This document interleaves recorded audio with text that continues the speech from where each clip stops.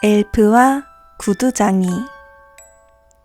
옛날 어느 작은 마을에 가난하지만 마음씨 착한 구두장이 아저씨와 아줌마가 살고 있었어요. 두 사람은 부지런히 일했지만 돈은 늘 빠듯했고 마지막으로 구두 한 켤레를 만들 가죽만 남아 있었답니다. 이제 이 가죽으로 마지막 구두를 만들어야겠군. 내일 아침 일찍 완성해야지. 당신 너무 걱정 마세요. 언젠가는 좋은 일이 찾아올 거예요. 그날 밤 아저씨는 가죽을 잘라놓고 잠자리에 들었어요. 아침이 되자 놀라운 일이 벌어졌어요. 작업대 위에는 반짝반짝 윤이 나는 멋진 구두 한 켤레가 완성되어 있던 거예요. 이럴 수가. 내가 만들기도 전에 구두가 완성되어 있잖아. 어머, 정말 예쁘고 튼튼해 보여요. 도대체 누가 도와준 걸까요? 그 구두는 금방 팔렸고 부부는 새 가죽을 살 수 있었답니다. 그 다음 날, 또 다음 날도 아침마다 새 구두가 책상 위에 놓여 있었어요. 어느 날 밤 부부는 궁금해서 몰래 지켜보기로 했어요. 여보, 도대체 누가 우리를 도와주는 걸까? 이번에는 꼭 지켜보자. 그래요. 너무 고마운데 그냥 모르고 지낼 수는 없죠. 자정을 알리자 깡총 깡총 작은 발자국 소리가 들렸어요. 그리고 나타난 것은 바로 조그맣고 귀여운 엘프들이었어요. 구두 만드는 건 정말 재밌어. 우리가 직접 만든 구두들 정말 근사하고 멋지지 않아? 엘프들은 작은 손으로 가죽을 꿰매고 반짝반짝 구두를 완성해 나갔답니다. 이 작은 아이들이 우리를 도와주고 있었어. 정말 고마워요. 맞아. 우리도 꼭 보답을 해야 하지 않겠어? 날마다 몰래 구두를 만들어주던 엘프들이 고마웠던 부부는 무엇을 줄 수 있을지 고민했어요. 옷이나 신발을 만들어줄까 했는데 우리가 가진 건 많지 않잖아요. 대신에 맛있는 사탕을 만들어주는 건 어떨까요? 그래. 당신이 만든 맛있는 사탕이라면 엘프들도 분명히 기뻐할 거야. 그래서 부부는 정성스럽게 알록달록 예쁜 사탕을 만들어 바구니에 가득 담아두었어요. 딸기맛, 사과맛, 오렌지맛, 보석처럼 반짝이고 예쁜 사탕들이었어요. 그날 밤 엘프들이 다시 나타났어요. 책상 위에서 반짝이는 사탕 바구니를 발견하자 눈이 휘둥그레졌어요. 우와, 이게 뭐지? 아줌마 아저씨가 우리를 위해 준비한 건가 봐. 오, 정말 맛있겠다. 이런 선물은 처음이야. 엘프들은 깡충깡충 뛰며 사탕을 나누어 먹었어요. 딸기 맛을 한 입, 사과 맛을 한 입. 엘프들의 얼굴이 행복한 미소로 가득 찼답니다. 그 뒤로 엘프들은 더욱더 신나게 구두를 만들었고 구두장이 부부 또한 점점 더 행복해졌답니다.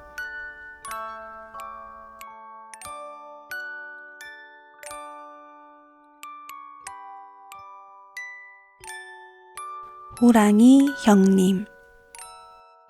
옛날 어느 마을에 가난하지만 마음씨 착한 나무꾼이 살고 있었어요. 어느 날 나무꾼은 산에 올라가 나무를 하다가 커다란 호랑이가 다가오는 걸 보고 깜짝 놀랐어요. 오늘은 너를 잡아먹어야겠다. 오늘이 내 제삿날이구나. 아이고. 겁에 질린 나무꾼은 그 순간 깨를 냈어요. 가만히 보니 형님, 제 형님 아니십니까? 뭐라고? 내가 네 형님이라고? 네, 제가 어릴 적에 잃어버린 형님을 이제야 찾았어요. 어릴 적에 형님이 호랑이에게 물려가 호랑이가 되었다고 들었는데 이렇게 뵙게 됐네요. 호랑이는 당황했지만 곰곰이 생각하다가 고개를 끄덕였어요. 그래, 이렇게 멋지고 똑똑한 호랑이는 나뿐이지. 내가 네 형님이 맞는 것 같아. 그날 이후 호랑이는 진심으로 나무꾼을 동생처럼 여기며 산에서 잡은 고기나 먹을거리를 매일 나무꾼 집에 가져다 주었어요. 나무꾼의 늙은 어머니도 나무꾼에게 사연을 듣고 고마워했답니다. 아이고, 그 고마운 호랑이 형님 덕분에 우리가 굶지 않게 되었구나. 호랑이는 매번 어머니를 향해 공손히 절을 하며 음식을 놓고 갔고 마을 사람들은 이 신기한 이야기를 전해 들으며 놀라워했어요. 그러던 어느 날 며칠이 지나도록 호랑이가 나무꾼의 집에 오지 않았어요. 걱정이 된 나무꾼은 호랑이를 찾아 산으로 올라갔어요. 형님, 호랑이 형님, 어디 계세요? 깊은 숲속에서 나무꾼은 덫에 걸린 호랑이를 발견했어요. 호랑이는 다리에 상처를 입고 힘들어하고 있었어요.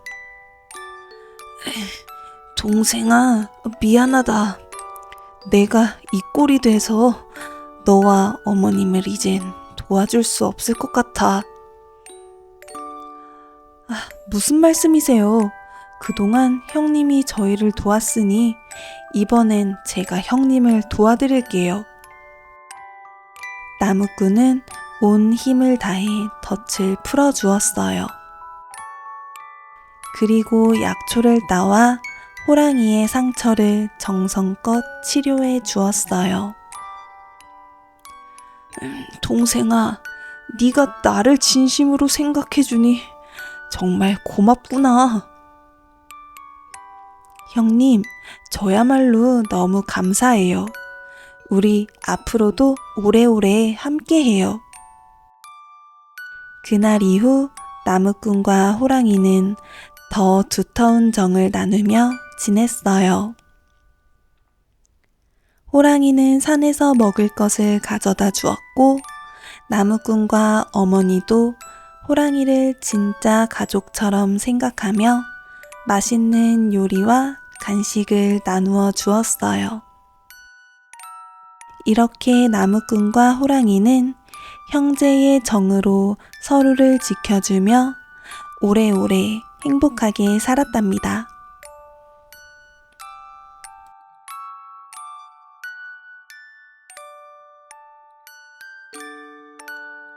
신데렐라. 옛날 마음씨 착한 소녀 신데렐라가 살고 있었어요. 신데렐라의 어머니는 일찍 세상을 떠나서 새어머니와 언니들과 함께 살고 있었답니다.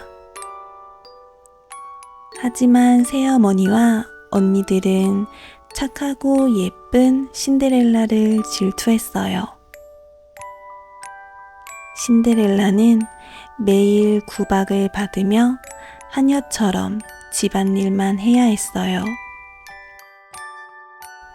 그래도 신데렐라는 언제나 착한 마음을 잃지 않았답니다. 괜찮아. 언젠가는 꼭 행복한 날이 올 거야. 어느 날 궁에서 무도회가 열린다는 소식이 들렸어요. 새 언니들은 신데렐라만 두고 떠나버렸어요. 혼자 눈물을 흘리던 신데렐라 앞에 요정이 나타났어요. 울지 마렴, 착한 신데렐라야. 내가 도와줄게. 하지만 자정이 되기 전에는 꼭 돌아와야 한단다. 요정의 마법으로 신데렐라는 아름다운 드레스를 입고 호박마차를 타고 서둘러 무도회장으로 갔어요. 왕자는 아름다운 신데렐라를 보고 첫눈에 반했답니다. 저와 함께 춤을 추지 않겠어요? 왕자와 신데렐라는 함께 춤을 추며 행복해했어요. 하지만 자정이 되자 마법이 풀릴 시간이 되었어요. 신데렐라는 황급히 달아났고 그만 유리구두 한 짝을 떨어뜨리고 말았어요. 다음날 왕자는 유리구두의 주인을 찾아 나라 구석구석을 돌아다녔어요. 드디어 신데렐라의 집에 왕자가 도착했고 언니들은 내가 먼저 구두를 신겠다고 나섰어요. 제가 잃어버린 구두 같아요, 왕자님. 아니에요. 제가 바로 그 예쁜 구두의 주인이랍니다. 언니들에겐 유리구두가 들어가지 않았어요. 집안일을 하고 있던 신데렐라를 발견한 왕자는 구두를 신어보라고 권했답니다. 그리고 신데렐라의 발에 구두가 꼭 맞았어요. 드디어 찾았어. 내 마음을 사로잡았던 사람은 바로 당신이었군요. 그리하여 신데렐라는 궁으로 가서 왕자와 함께 행복하게 살았답니다.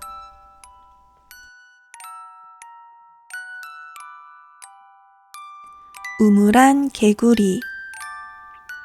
옛날 깊은 우물 속에 한 마리 개구리가 살고 있었어요.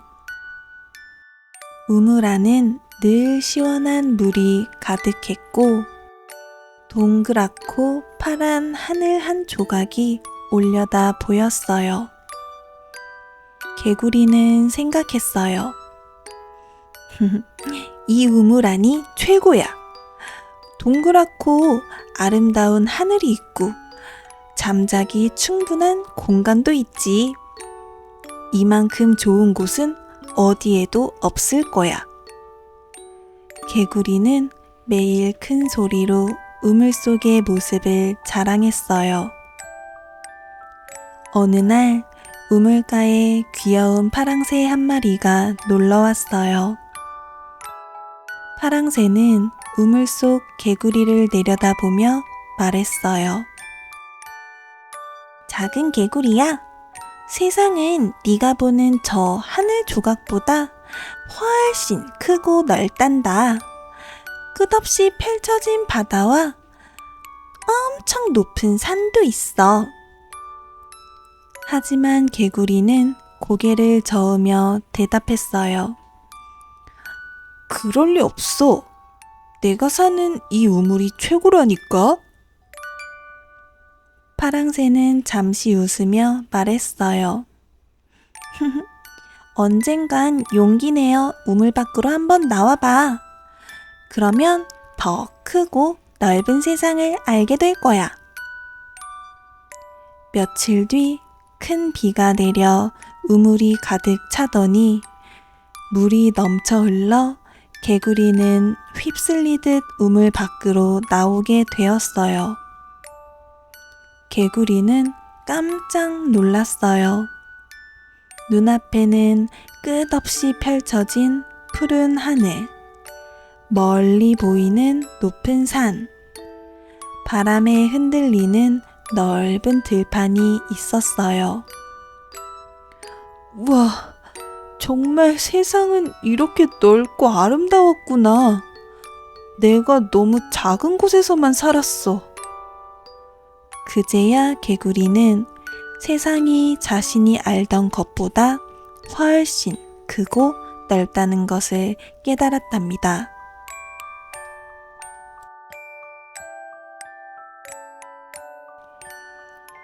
청개구리 이야기. 옛날 숲속 냇가에 청개구리 가족이 살고 있었어요. 장난꾸러기 아들 청개구리는 언제나 엄마 말씀과는 다르게 거꾸로 행동하곤 했지요. 엄마가 얘야, 오늘은 산으로 가자 하면 아들 청개구리는 꼭 싫어요. 저는 강으로 갈래요. 하고 대답했어요. 엄마가 왼쪽 길로 가자 하면 아들 청개구리는 아니에요. 저는 오른쪽이 좋아요. 하며 반대로만 행동했어요. 엄마 청개구리는 속이 너무 상했지만 그래도 아들 청개구리를 항상 사랑했어요. 그러던 어느 날 엄마 청개구리가 병이 들어 몸이 많이 약해졌어요. 엄마 청개구리는 마지막으로 조용히 말했어요. 얘야, 내가 죽으면 꼭 강가에 묻어다오. 사실 엄마 청개구리는 산에 묻히고 싶었지만 아들 청개구리가 늘 반대로 해왔기 때문에 일부러 그렇게 말한 거였어요. 하지만 엄마가 세상을 떠나자 아들은 펑펑 울며 말했어요.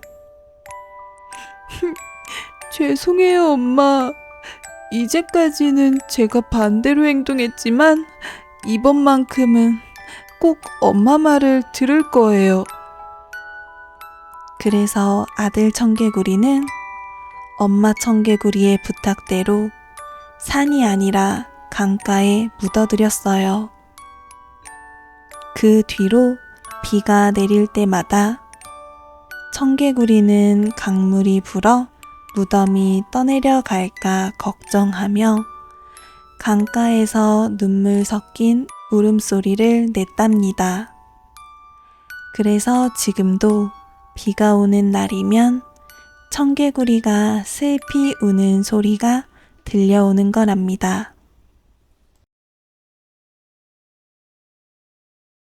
박쥐 이야기.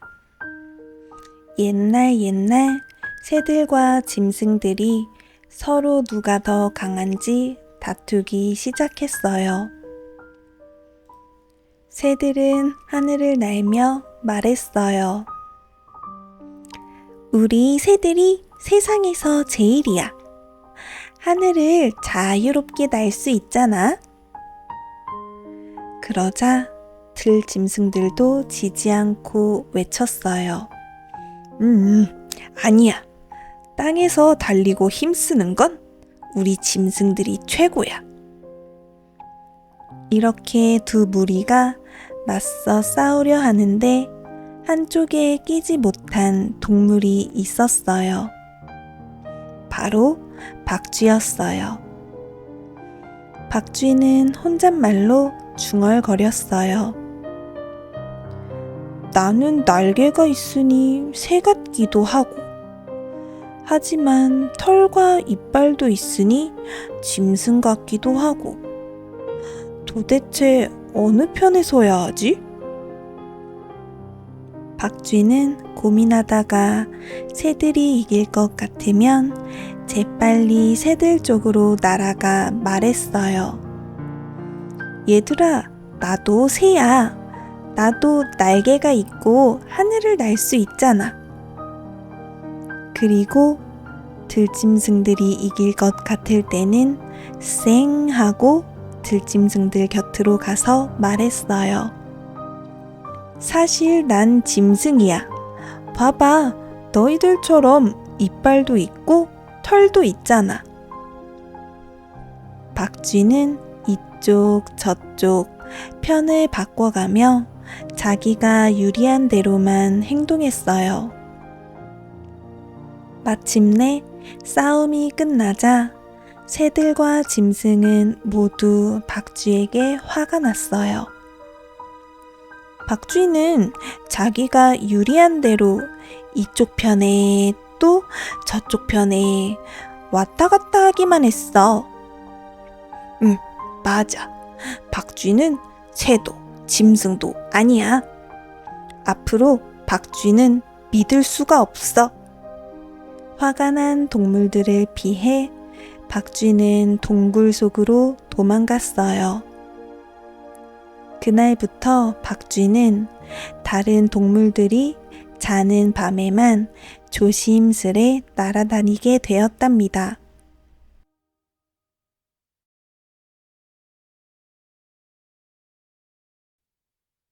도깨비 감투. 옛날 깊은 산골짜기에 사냥꾼이 살고 있었어요. 어느 날 사냥꾼은 산에서 사냥을 하다가 갑자기 숲속에서 북소리와 웃음소리를 들었어요. 쿵쿵 짝짝 쿵 짝. 사냥꾼이 몰래 다가가 큰 나무 뒤에 숨어보니 도깨비들이 둥글게 모여 춤을 추고 있었어요. 그런데 도깨비들의 머리에는 모두 이상한 감투가 씌워져 있었답니다. 저 감투는 뭐지? 신기하게 생겼네. 잠시 뒤 도깨비 한 명이 감투를 벗어두고 물을 마시러 갔어요. 사냥꾼은 살그머니 다가가 그 감투를 집어들고는 호기심에 그 감투를 머리에 눌러 썼어요. 그 순간 깜짝 놀라운 일이 벌어졌어요. 자신의 몸이 투명해져서 아무도 사냥꾼을 볼 수 없게 된 거예요. 우와, 세상에나. 이 감투를 쓰면 내가 사라지는구나. 우와, 이거 정말 신기한걸? 사냥꾼은 산을 내려와 사람들이 모여있는 시장으로 갔어요. 그곳에서 감투를 쓴 채로 사람들의 앞을 지나가도 아무도 사냥꾼을 눈치채지 못했어요. 사냥꾼은 장난이 하고 싶어졌어요. 몰래 과일 장수에 귤을 하나 집어먹기도 하고 떡 장수에 떡도 슬쩍 가져갔어요. 귤이 없어졌네? 아니, 떡도 사라졌어. 도대체 누가 가져간 거야? 사람들은 서로 의심하며 웅성거렸어요. 사냥꾼은 혼자 웃으며 생각했어요. 이거 정말 신기하고 재밌네? 하지만 시간이 지나면서 사냥꾼의 욕심은 점점 커졌어요. 이번에는 남의 돈 주머니를 슬쩍 하려고 손을 뻗었어요. 그 순간 감투가 미끄러져 땅에 떨어져 버렸어요. 저기 사냥꾼이잖아? 지금 내 돈주머니를 훔치려 했어. 사냥꾼은 얼굴이 새빨개져서 감투를 움켜쥐고 도망쳤답니다. 집으로 돌아온 사냥꾼은 가만히 감투를 바라보며 깊이 생각했어요. 남을 속이고 얻는 건 금방 들통나고 결국엔 나를 더 힘들게 하는구나. 이 감투는 차라리 버려야겠다. 사냥꾼은 그 길로 산에 올라가 감투를 도로 가져다 놓았어요. 그리고 다시는 욕심을 부리지 않고 땀 흘려 열심히 사냥하며 정직하게 살았답니다. 도깨비 방망이. 옛날 깊은 산골에 가난하지만 마음씨 착하고 성실한 나무꾼이 살고 있었어요. 부지런한 나무꾼은 힘들게 땔감을 해서 팔았지만 하루 한 끼도 배불리 먹기 힘들었답니다. 어느 날 나무꾼은 산에서 나무를 하다가 늦게까지 일을 하게 되었어요. 달빛이 환히 비추는 밤, 산 깊은 곳에서 북소리와 웃음소리가 들려왔어요. 쿵, 쿵, 짝, 짝, 쿵, 짝, 하하, 호호호호. 나무꾼은 살며시 다가가 큰 바위 뒤에 숨어서 보았어요. 그곳에서는 도깨비들이 모여 신나게 잔치를 벌이고 있었답니다. 수리수리 마수리 금 나와라 뚝딱, 은 나와라 뚝딱. 정말 재밌어. 그렇게 도깨비 방망이를 휘두를 때마다 번쩍번쩍 금은 보화가 쏟아져 나왔어요. 나무꾼은 눈이 휘둥그레졌어요. 잠시 후 도깨비들은 신나게 놀다가 깊은 산속으로 사라졌어요. 나무꾼은 조심스럽게 다가가 놓여있던 방망이 하나를 집어 들었어요. 이게 진짜 신기한 방망이네. 나도 한번 써볼까? 나무꾼은 집으로 돌아와 방망이를 흔들며 말했어요. 수리수리 마수리 금 나와라 뚝딱. 순간 방 안에는 반짝이는 금과 은이 가득 쏟아졌어요. 나무꾼은 도깨비 방망이 덕분에 더 이상 배고프지 않았고 마을 사람들과도 나누어 먹으며 행복하게 살았답니다. 그런데 나무꾼의 이웃집에 욕심 많은 부자가 살고 있었어요.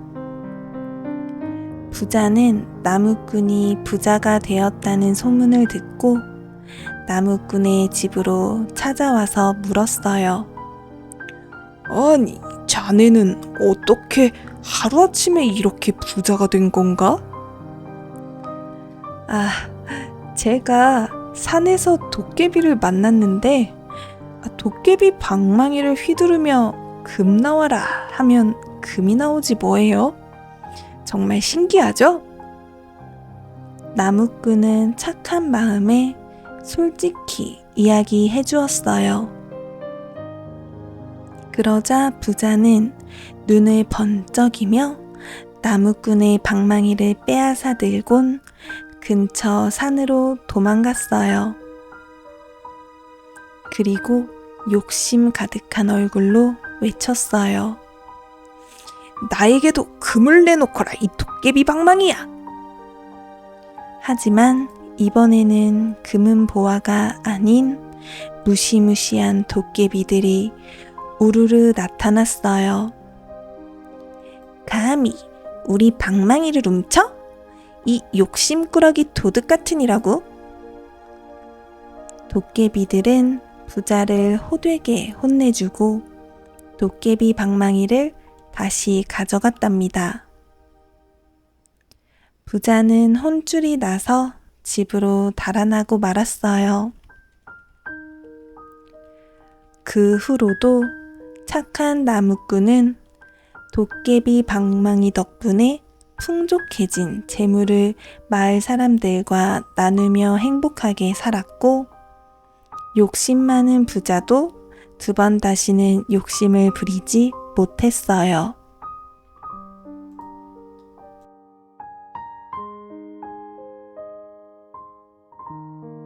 잭과 콩나무. 옛날 작은 마을에 잭이라는 소년이 살고 있었어요. 잭은 가난한 어머니와 함께 살았는데 가진 것이라고는 늙은 암소 한 마리 뿐이었지요. 잭, 이제 이 소도 젖을 내지 못하니 시장에 가서 팔아야겠구나. 네, 어머니, 제가 다녀올게요. 잭은 소를 끌고 시장으로 향했습니다. 그런데 시장으로 가는 길에 이상한 할아버지를 만났어요.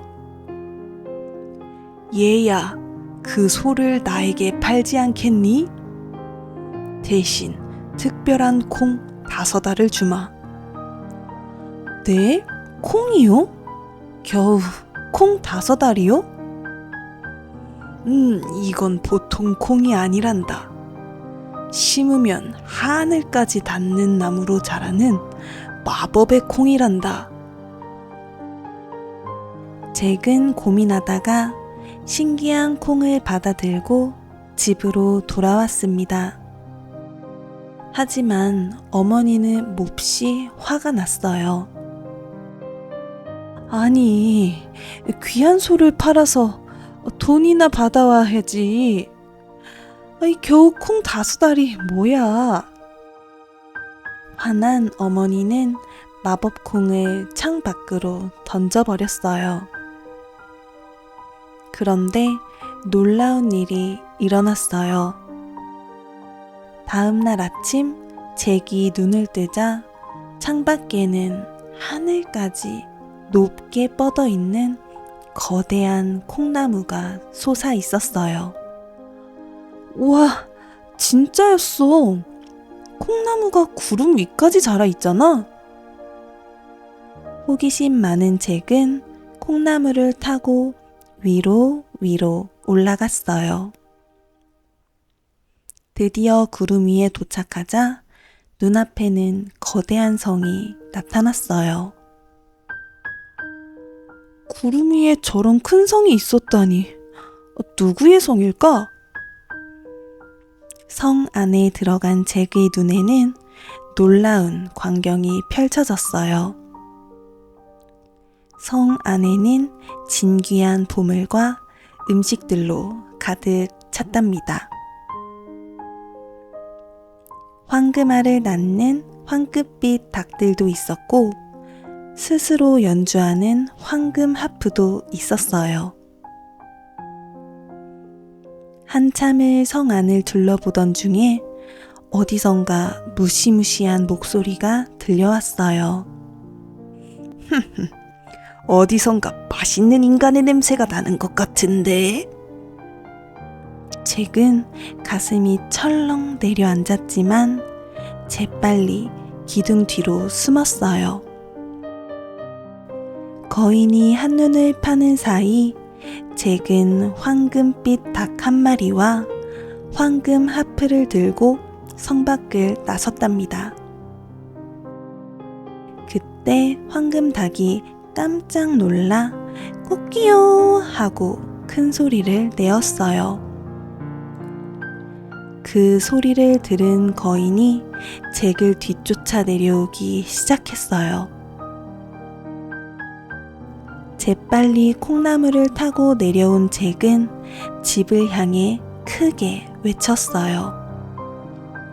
어머니, 창고에서 도끼를 가져다 주세요. 빨리요. 잭은 힘껏 콩나물을 베어내기 시작했고 거인은 콩나무와 함께 굉음을 내며 땅으로 떨어지고 말았답니다. 그날 이후 잭과 어머니는 황금닭과 보물들 덕분에 더 이상 가난하지 않았고 행복하게 살았답니다.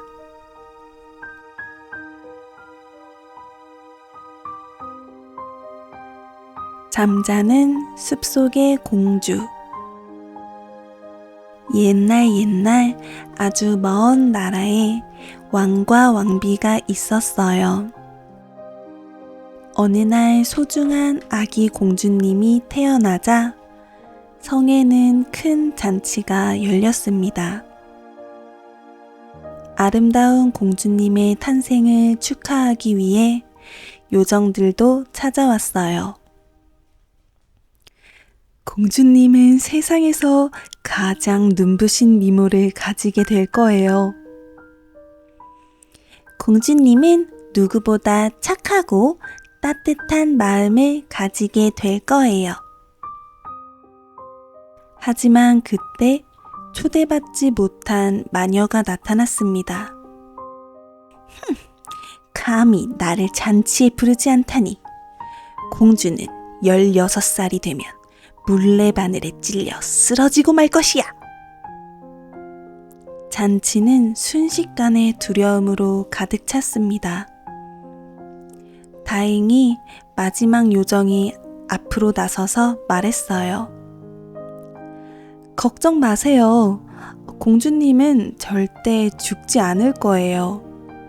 깊은 잠에 빠질 뿐이고 언젠가 진정한 사랑의 힘으로 꼭 깨어날 거예요.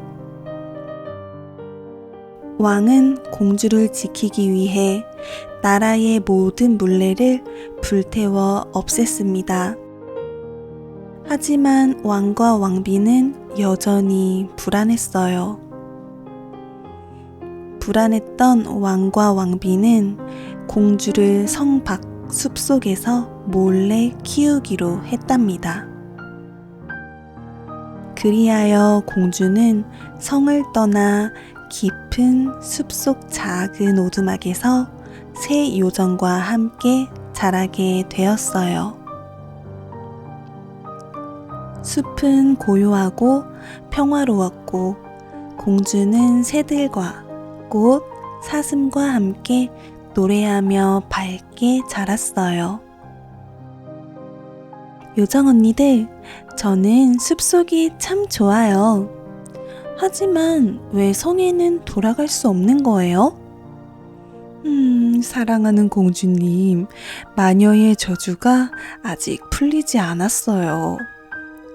16살이 될 때까진 항상 조심해야 한답니다.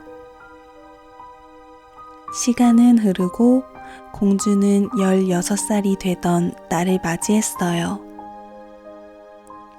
공주는 숲을 산책하다가 우연히 발견한 오두막에 들어갔답니다. 호기심에 오두막에 들어간 공주는 처음 보는 물건을 발견했어요. 이건 뭐지? 예쁘게 반짝이는 실들이 걸려있네. 공주는 호기심에 물레에 손을 내밀었고 결국 바늘에 손이 찔리고 말았어요. 그리고 그대로 쓰러져 깊은 잠에 빠지고 말았답니다. 공주뿐만 아니라 숲속의 동물들도 함께 있던 요정들도 고요한 잠에 빠져버렸어요. 100년의 세월이 흐른 뒤 한 용감한 왕자가 깊게 잠든 공주의 전설을 듣고 숲으로 찾아왔어요. 가시덤불을 헤치고 들어온 왕자는 잠든 공주를 발견했어요. 오, 이렇게 아름다운 공주가 이 깊은 숲속에 잠들어 있다니? 왕자는 살며시 공주의 곁에 앉아 그녀의 손을 잡고 따뜻하게 속삭였어요. 깨어나세요, 사랑스러운 공주님. 그리고 입맞춤을 하는 순간 공주는 천천히 눈을 떴어요. 숲속에 잠들어 있던 모든 것이 함께 깨어났어요. 새들이 노래하고 꽃이 다시 피어나며 숲은 빛으로 가득 찼습니다. 어떻게 된 거죠? 제가 잠들었다가 깨어난 건가요? 네, 저와 함께 숲 밖으로 나가시겠어요? 그리하여 공주와 왕자는 서로의 손을 잡고 숲속을 걸어 나왔어요. 그리고 둘은 성으로 돌아가 두 나라의 축복 속에서 행복하게 살았답니다.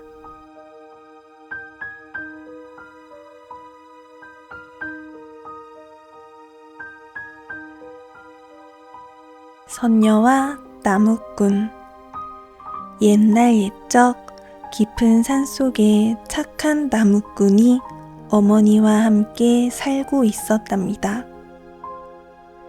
어느 날 나무를 하고 있는데 사냥꾼이 쫓는 사슴이 나타났어요. 나무꾼님, 제발 저를 숨겨주세요.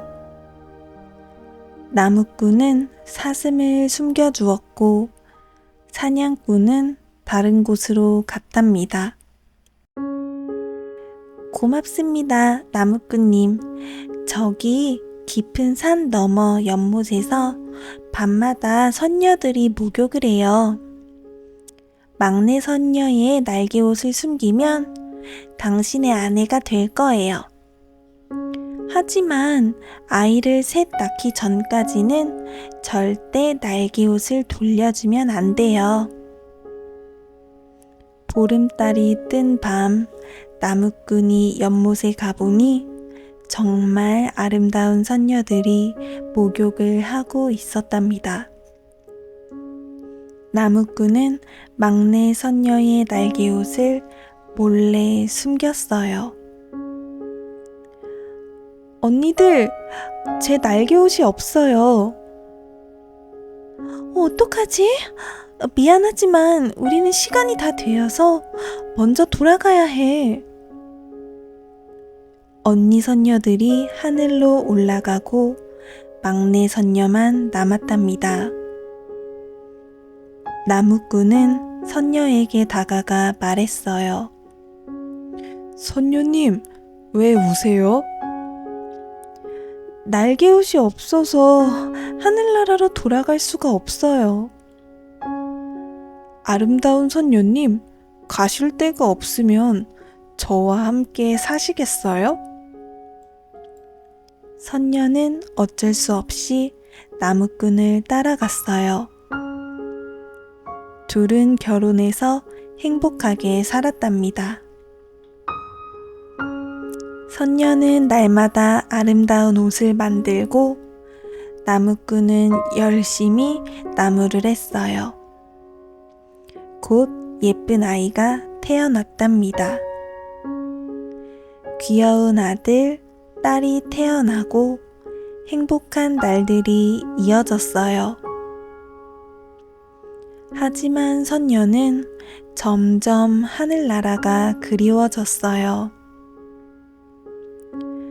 남편과 아이들 덕분에 행복해.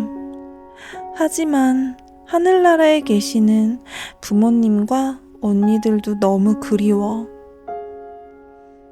나무꾼은 선녀가 너무 슬퍼하는 모습을 보고 마음이 아팠답니다.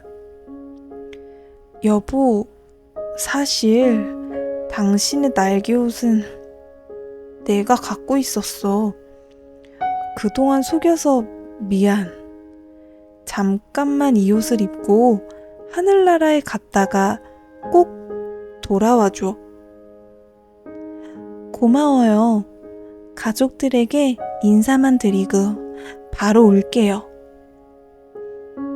선녀는 날개옷을 입고 아이들을 안았어요. 우리 착한 아이들, 엄마 잠깐만 다녀올게. 하지만 선녀가 하늘로 올라가자 하늘나라 문이 닫혀버렸답니다. 나무꾼은 아이들과 함께 매일매일 하늘을 바라보았어요. 진심으로 사랑했다면 처음부터 정직했어야 했는데 처음부터 사실대로 말할걸. 나무꾼은 후회했지만 선녀는 다시는 돌아오지 않았답니다.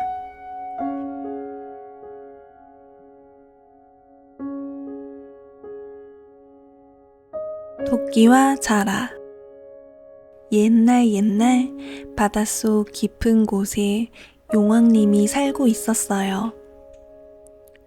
그런데 어느 날 용왕님이 크게 병에 나고 말았지요. 용궁 의사인 고래가 말했어요.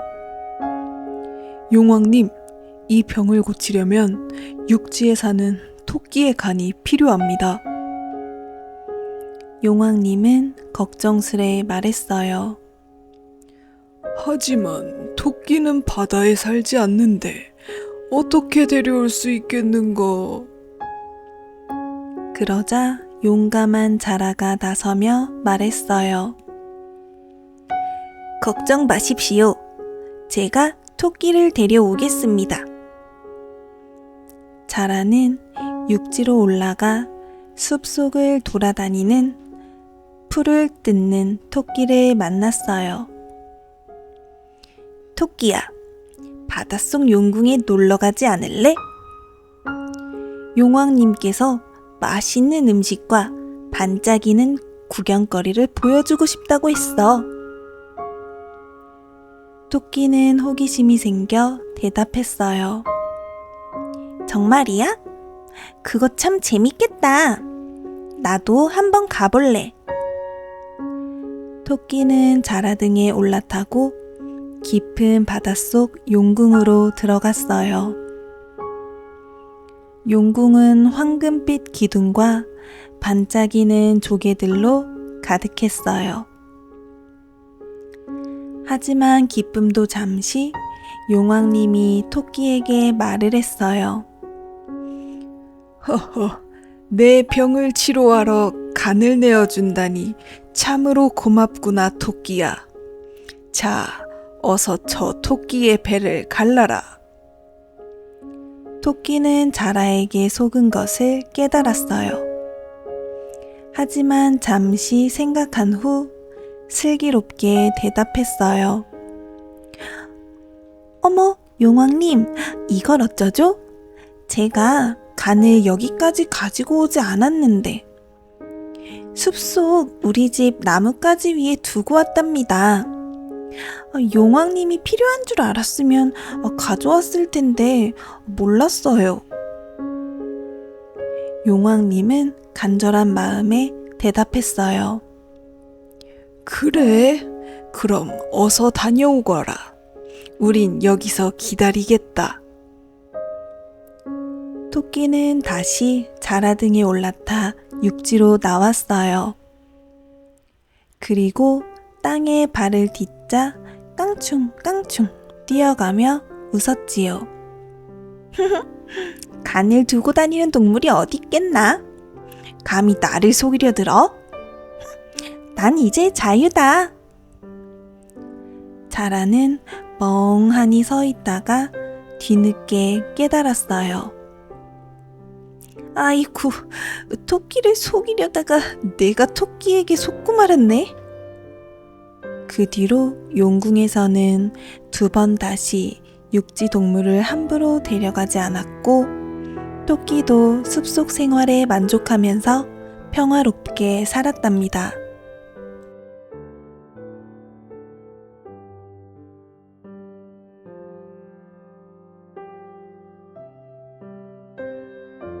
새장 속의 새. 옛날 새를 무척 좋아하는 부자가 살고 있었어요.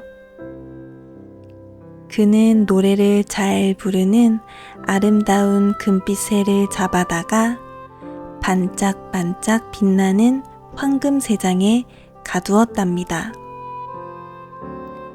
부자는 날마다 정성껏 모이를 주며 말했어요. 자, 아름다운 새야. 이 맛있는 모이를 먹으렴. 하지만 새는 고개를 저으며 먹지 않았어요. 배가 고프지 않니? 그러면 이 시원하고 깨끗한 물을 한번 마셔보렴. 새는 여전히 고개를 저으면서 물도 마시지 않았어요. 멋진 새장도 맛있는 모이도 시원한 물도 필요 없어. 내가 원하는 건 자유로운 하늘이야. 부자는 놀라며 말했어요. 이 황금 새장보다 더 좋은 곳이 어디 있다고 그러니? 여기서는 비바람도 피할 수 있고 늘 안전하단 말이야. 부자는 새를 이해하지 못했어요. 이상하네. 이렇게 편안하고 좋은 곳에서 대접을 받는데 왜 만족하지 못하는 거지? 하지만 새는 날개를 퍼덕이며 계속 창밖을 바라볼 뿐이었어요. 시간이 흐를수록 새는 점점 더 힘을 잃었고 노래도 부르지 않았어요. 어느 날 부자는 가만히 하늘만 응시하고 있는 새를 보다가 문득 깨달았어요. 이 아이는 내가 주는 모이보다 저 넓은 하늘을 더 원하고 있구나. 그는 조심스레 새장의 문을 열었어요. 그러자 새는 눈을 반짝이며 힘차게 날아올랐어요. 자유다! 드디어 마음껏 날 수 있어. 푸른 하늘을 날며 노래하는 새의 모습은 그 어떤 보석보다도 빛나 보였어요. 한참을 노래 부르던 새는 숲속으로 훨훨 날아갔어요. 그 모습을 보던 부자는 미소 지으며 속삭였어요. 이제 알겠어. 아무리 좋은 집과 맛있는 음식이 있어도 자유만큼 소중한 건 없다는 걸.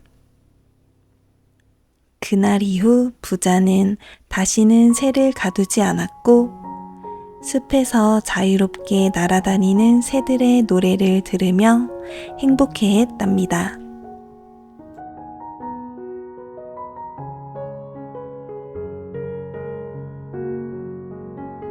헨젤과 그레텔. 옛날 숲속 작은 오두막에 헨젤과 그레텔 남매가 살고 있었어요. 가난 때문에 먹을 것이 점점 줄어들자 헨젤과 그레텔은 먹을 것을 찾으러 집 밖으로 나섰어요. 헨젤과 그레텔은 어두운 숲속에서 집으로 돌아가는 길을 잃어버릴까봐 두려웠어요. 그래서 헨젤은 조약돌을 길에 떨어뜨리며 걸었어요. 조약돌을 따라가면 다시 집으로 돌아갈 수 있을 거야. 남매는 달빛에 반짝이는 조약돌을 따라 무사히 집으로 돌아왔어요. 다음날 그레텔은 빵 부스러기를 떨어뜨리며 숲속을 탐험했어요. 어제처럼 빵 부스러기를 따라가면 집으로 올 수 있겠지? 하지만 새들이 빵 부스러기를 모두 쪼아 먹어버려 결국 길을 잃고 말았답니다. 길을 잃은 아이들은 숲속을 헤매다 과자로 지어진 집을 발견했어요. 벽은 쿠키, 창문은 사탕, 지붕은 달콤한 초콜릿. 너무나 예쁘고 먹음직스러운 집이었어요. 그레텔, 우리 배고픈데 우리 과자집 조금만 먹을까? 응, 이 과자집 진짜 맛있다. 그때 집안에서 한 할머니가 나왔어요. 하지만 그 할머니는 사실 아이들을 속이려는 마녀였어요. 허허허, 귀여운 아기들아, 어서 들여오렴. 이곳엔 과자가 잔뜩 있단다. 집에 들어와서 푹 쉬고 가렴. 그러나 마녀는 헨젤을 방 안에 가두고 그레텔에게는 집안일을 시켰어요. 그러나 마녀는 헨젤을 방 안에 가두고 그레텔에게는 집안일을 시켰어요. 헨젤과 그레텔은 마녀의 집으로 들어온 것을 후회했지만 이미 늦었어요. 하지만 똑똑한 그레텔은 용기를 내어 마녀를 따돌렸어요. 빨래를 확인하러 마녀가 다가온 그 순간 재빠르게 문을 닫고 잠가버린 거예요. 그렇게 서둘러 남매는 마녀의 집에서 먹을 것과 금은보화를 잔뜩 찾아 들고 집으로 돌아왔어요. 그리고 가족과 다시 만나 행복하게 살아갔답니다.